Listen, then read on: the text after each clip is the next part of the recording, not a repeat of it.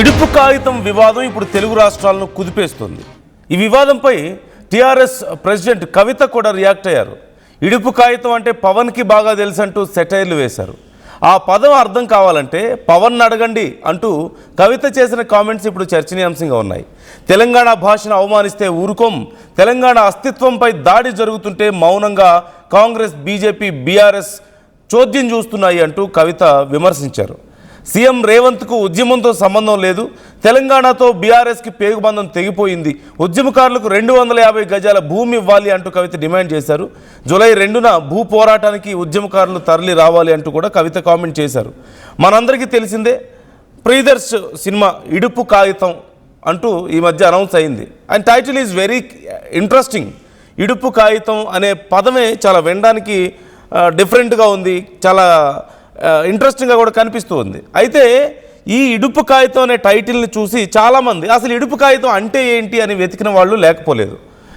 కానీ కొంతమంది మాత్రం ఎస్పెషల్లీ మాకు మరి సబ్ టైటిల్స్ వేస్తారా, లేదంటే తెలుగులోకి డబ్బింగ్ ఏమైనా ఉంటుందా అన్నట్లుగా మాట్లాడి ఈ విషయాన్ని మరీ రాద్ధాంతం చేసిన వాళ్ళు లేకపోలేదు.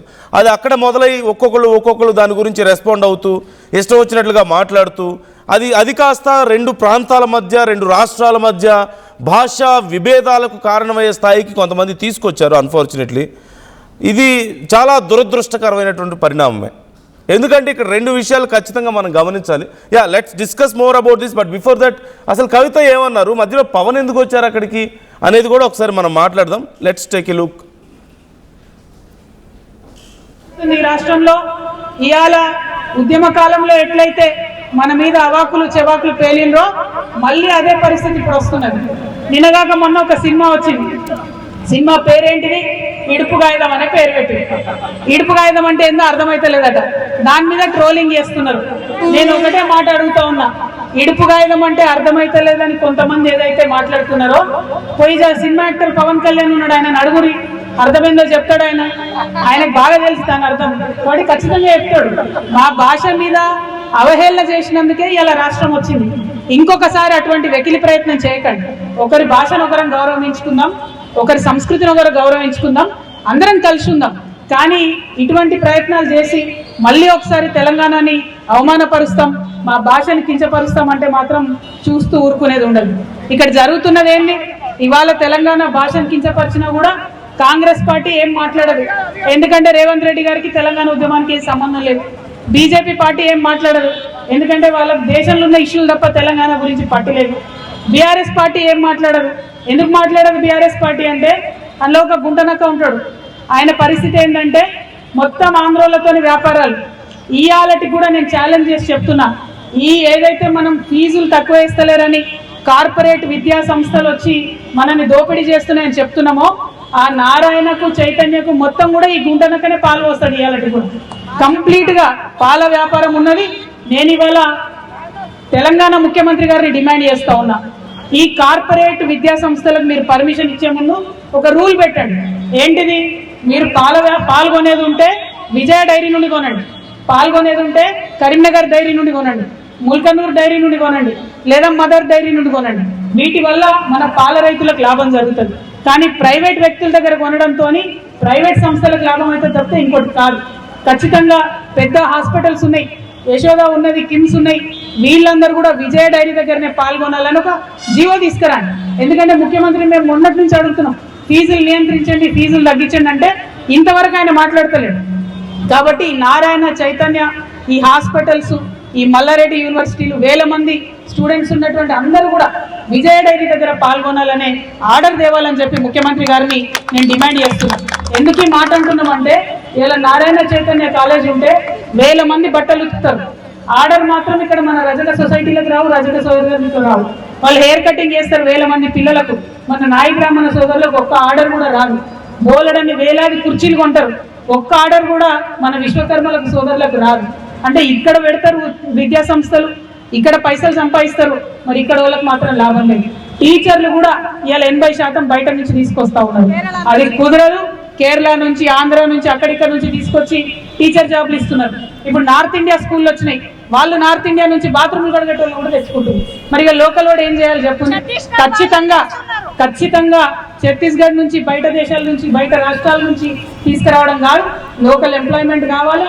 మన యొక్క లోకల్స్ యొక్క హక్కుల పరిరక్షణ కోసమే టీఆర్ఎస్ పార్టీ పనిచేస్తుంది. కాబట్టి సో కవిత కూడా చాలా వేరే విషయాలు కూడా మాట్లాడారు. ప్రధానంగా తెలంగాణ వాదం, తెలంగాణ వాళ్ళకే ఇక్కడి పరిశ్రమలు లేదంటే ఇక్కడ అవకాశాలు అన్నట్లుగా వేరే విషయాలను కూడా చాలా మాట్లాడినప్పటికీ ఇడుపు కాగితం గురించి కూడా మాట్లాడుతూ మా తెలంగాణ యాసని, భాషని వెక్కిరిస్తే ఊరుకునేది లేదు, తక్కువ చేసి మాట్లాడితే ఊరుకునేది లేదు, అప్పుడు ఉద్యమం వచ్చింది, మరొకసారి అలాంటి పరిస్థితులు వద్దు అంటూ హెచ్చరిస్తూనే మీ పవన్ కళ్యాణ్ అడగండి, ఆయనకి బాగా తెలుసు ఇడుపు కాగితం అంటే ఏంటో అని చెప్తున్నారు. సో వాట్ ఈజ్ ఇడుపు కాగితం ఇక్కడ అనేది చూస్తే అందరికీ తెలిసిందే. ఇడుపు కాగితం పేరులోనే ఉంది. ఒక రకంగా చెప్పాలంటే విడాకుల పత్రం అని చెప్పొచ్చేమో. అయితే పవన్ కళ్యాణ్కి ఈ విషయం బాగా తెలుసు అన్నారంటే పవన్ కళ్యాణ్ మీద సెటైర్ వేసినట్లు కనపడుతుంది ఇక్కడ. మోర్ ఆఫ్ ఇప్పుడు సోషల్ మీడియాలో చాలా పెద్ద చర్చ జరుగుతుంది దీని గురించి. చాలామంది ఈవెన్ ప్రముఖ నటుడు, క్యారెక్టర్ ఆర్టిస్ట్, కమెడియన్ రాహుల్ కూడా రెస్పాండ్ అయ్యారు ఈ విషయంలో. రెస్పాండ్ అయ్యి గతంలో కొన్ని విషయాలను కూడా ప్రస్తావించారు. ఇప్పుడు ఈ విషయం గురించి కూడా మాట్లాడుతూ ఆయన సెటైర్ వేశారు, రెస్పాండ్ అయ్యారు, ఇది కరెక్ట్ కాదు అన్నట్లుగా మాట్లాడారు. ఇప్పుడు చాలా ట్వీట్స్ కూడా ఇక్కడ కనిపిస్తున్నాయి. నేను మీకు స్క్రీన్ మీద ఇంత ముందు నుంచి చూపిస్తున్నాను. అదిగో చాలా రకాల ట్వీట్స్ ఆంధ్ర అని, తెలంగాణ అని తిట్టుకుంటూ కొంతమంది మాట్లాడుతూ ఉన్నారు. సో దీని గురించి let's get to some conclusion about this tweets. But before that ఒక్కసారి మా ప్రతినిధి మధుతో మాట్లాడదాం. మధుతో మాట్లాడి మరిన్ని డీటెయిల్స్ తెలుసుకుందాం అసలు ఈ విషయంలో ఏం జరుగుతుంది అనేది. మధు, సరే ఇక్కడ కొంతమంది సోషల్ మీడియాలో ఒకరి మీద ఒకరు విమర్శలు చేసుకుంటున్నారు. కవిత దాని గురించి రెస్పాండ్ అయ్యారు. కవిత ఇంటెన్షన్ ఏంటనేది మనందరికీ తెలుసు, అంటే ఎలా మాట్లాడుతున్నారు అనేది. So how can we understand this situation? Kavitha respond అవ్వాల్సినంత పెద్ద ఇష్యూ నడుస్తోందా? కవిత మరోవైపు పవన్తో లింక్ చేస్తూ మాట్లాడినటువంటి విమర్శలు కూడా చూస్తున్నాం.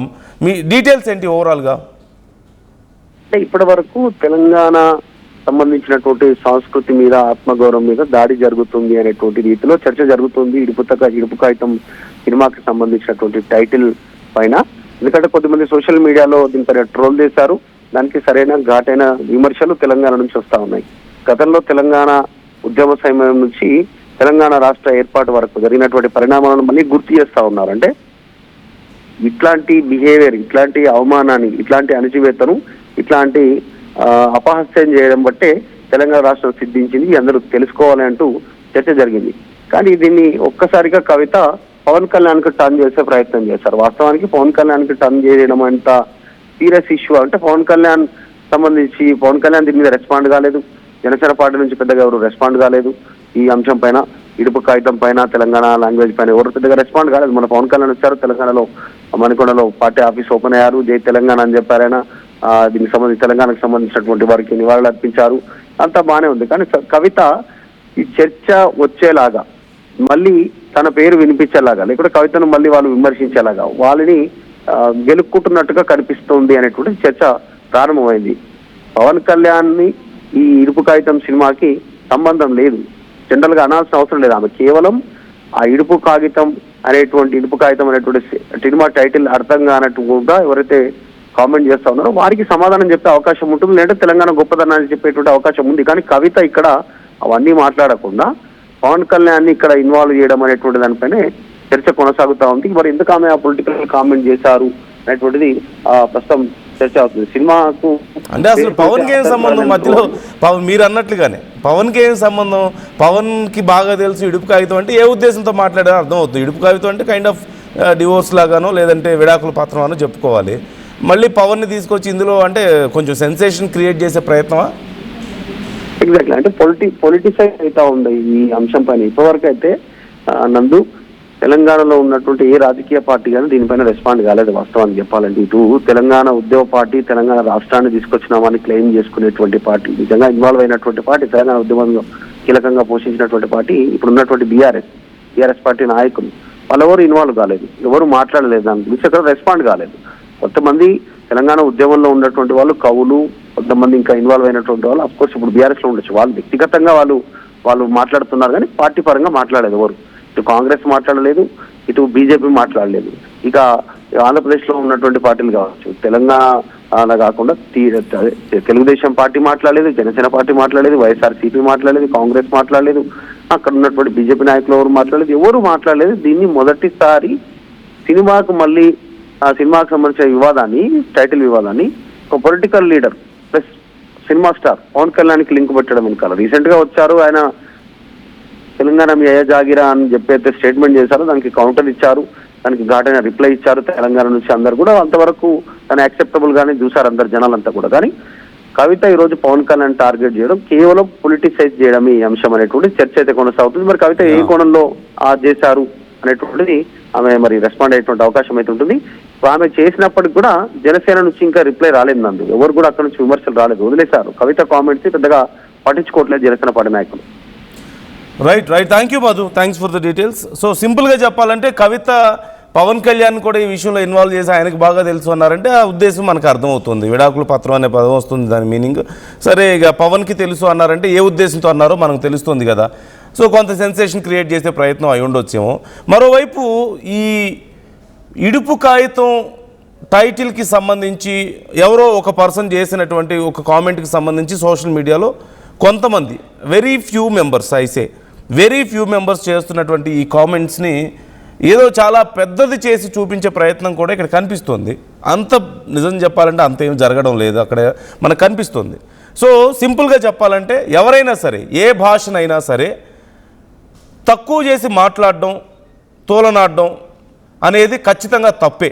ఏ భాషనైనా, ఏ యాసనైనా, ఏ సంస్కృతినైనా సరే తక్కువ చేసి మాట్లాడడం అనేది ఖచ్చితంగా తప్పే. అందులో ఎలాంటి సందేహం లేదు. ఒకవేళ అలా మాట్లాడితే ఖండించాల్సిందే.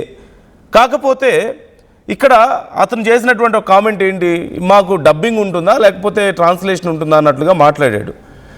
సో సింపుల్గా let's take a dig in to the reality. ఒక గుంటూరులో, ఎక్కడో ఆంధ్రప్రదేశ్లో గుంటూరులో ఉండే వ్యక్తి కొద్దిగా గుంటూరుని క్రాస్ చేసి ప్రకాశం వెళ్ళాడు అనుకో, అక్కడ కొన్ని పదాలు అతనికి అర్థం కావు.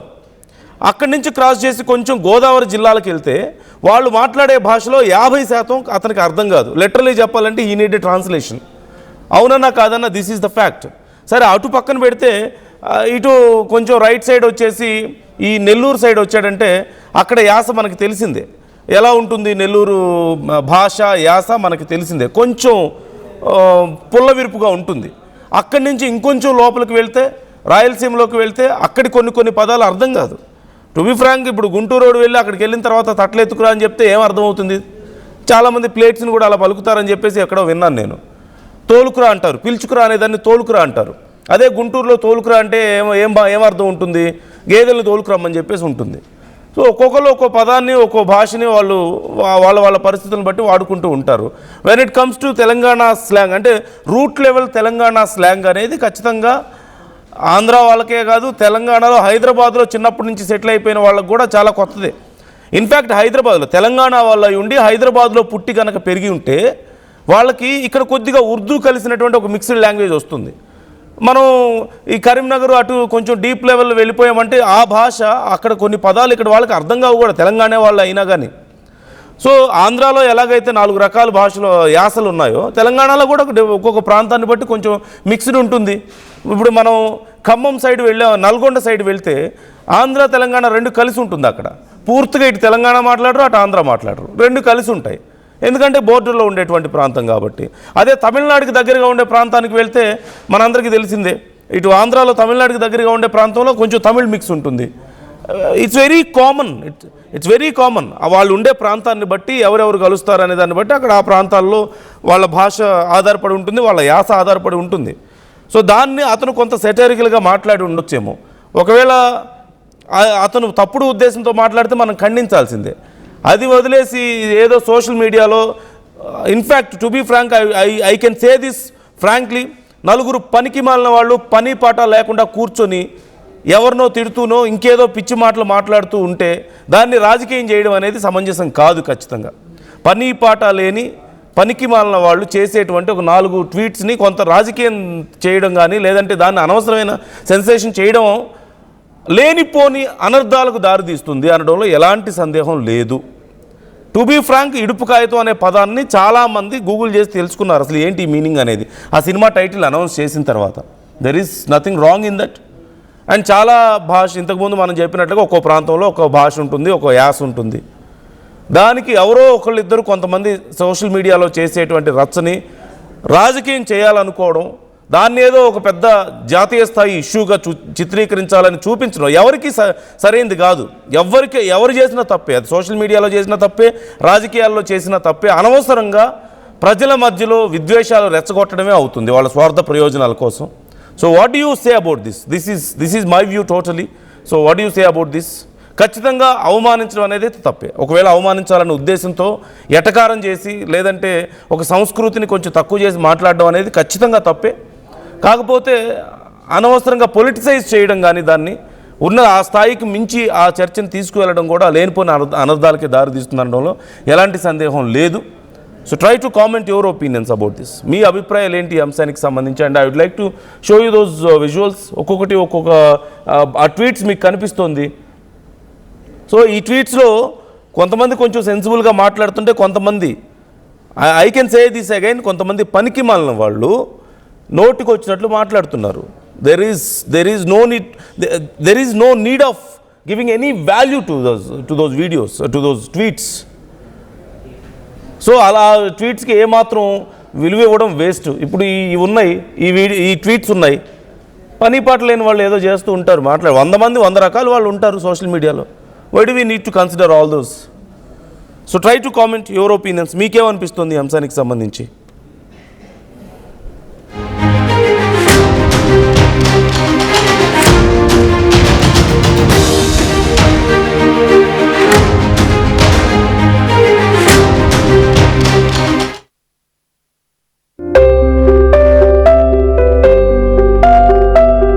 చిన్న చిన్న ఆనందాలు 35 ఏళ్లుగా నా జీవితంలో లేవు. 35 ఏళ్లుగా నేను డైపర్లలో బ్రతికాను. 6 సెంటీమీటర్ల ఫిస్టులా నా మూత్రాశయంలో లీక్ కారణమైంది. ఎవరూ నాకు సహాయం చేయలేకపోయారు. AINUలో వైద్యులను కలిసే వరకు. అక్కడ వారు రోబోటిక్ శస్త్రచికిత్సతో నాకు పరిష్కారం ఇచ్చారు. వారు నా ఆత్మవిశ్వాసాన్ని కూడా తిరిగిచ్చారు. Precision care makes it possible. The Center for Robotic Surgery at AINU.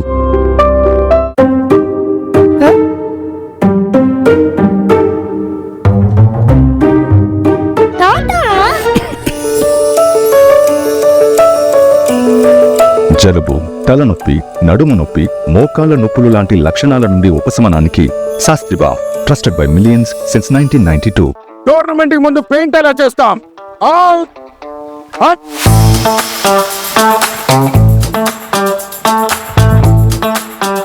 Plan అయితే చాలా బాగుంది సార్, స్టేడియం పరిస్థితి చూడండి. టోర్నమెంట్ ముందు పెయింట్ ఎలా చేస్తాం? టెక్నో పెయింట్స్ ఉందిగా.